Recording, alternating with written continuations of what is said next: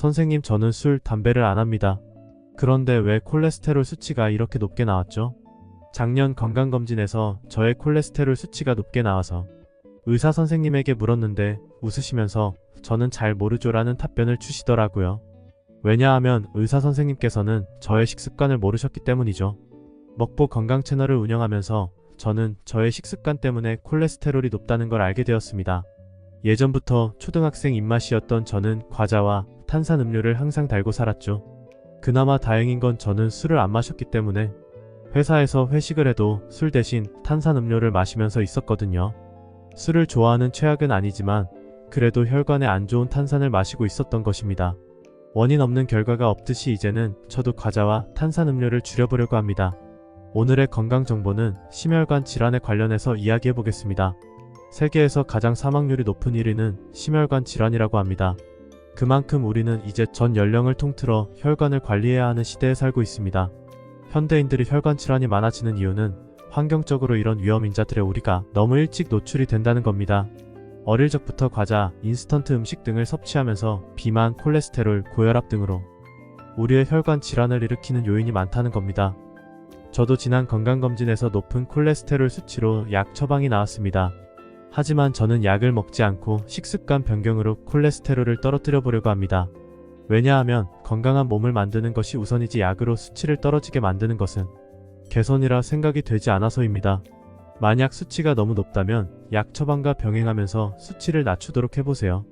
혈관 질환의 경우에는 내가 어떻게 생활 습관을 바꾸느냐에 따라서 혈관 질환에서 멀어질 수도 있고 합병증에 걸리지 않을 수도 있습니다. 거꾸로 내가 내 몸의 관리를 소홀히 해서 혈관 질환 합병증으로 진행하게 된다면 노후의 삶의 질이 크게 저하될 것입니다. 젊었을 때의 대표적인 혈관 질환은 심근경색입니다. 저 또한 나이가 많다고 생각하지 않지만 저의 친구들 중에서 벌써 심근경색이었던 친구들도 있습니다. 혈관 질환은 나이가 더 들면 중풍이 문제가 될 수도 있습니다. 또한 치매도 문제가 되죠. 이런 질병들이 넓은 의미에서 모두 혈관 질환 또는 혈관 합병증이라고 할 수 있는데 이는 짧은 시간에 혈관 질환이 발병하는 것이 아니라 오랜 시간 잘못된 습관으로 인해 발병함으로 지금부터 꾸준히 혈관 관리를 해야 합니다. 혈관을 깨끗하게 하는 음식은 지난 영상을 참조해 주시고 콜레스테롤을 관리하는 방법은 음식뿐만 아니라 근육량 또한 문제입니다. 나이가 들면서 생리적으로 근육이 감소하지만 신체 활동량 또한 떨어지게 됩니다. 이럴 경우는 단백질 섭취를 늘리고 운동을 해서 근육을 늘리면 콜레스테롤 수치를 떨어뜨릴 수 있는데 일반적으로 콜레스테롤 수치가 높으니 적절한 고기 섭취도 끊고 먹기 편한 탄수화물 위주로 식사를 하게 되니까 단백질 섭취가 부족하고 운동도 안 하게 되고 신체 활동량도 적어지면서 근육이 빠르게 줄어듭니다. 근육이 없어지면서 인슐린 저항성이 오게 되고 그로 인해 근육은 더 빠지게 됩니다. 이렇게 개선은 안 되고 악순환이 계속되는 겁니다. 때문에 나이가 들수록 어떻게 보면 근육을 관리한다는 것이 건강의 가장 중요한 핵심이라고 볼 수 있습니다. 근육을 관리하기 위해서는 가장 젊은 바로 지금 운동을 해서 근육을 늘려야 합니다.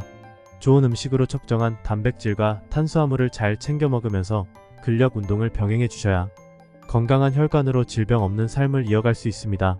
오늘은 혈관 건강을 위해 당연한 이야기를 말씀드렸습니다.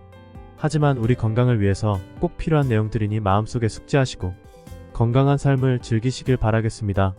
오늘의 영상이 도움이 되셨다면 구독과 좋아요, 알림 설정까지 부탁드리며 우리는 다음 영상에서 꼭 다시 만나 뵙겠습니다.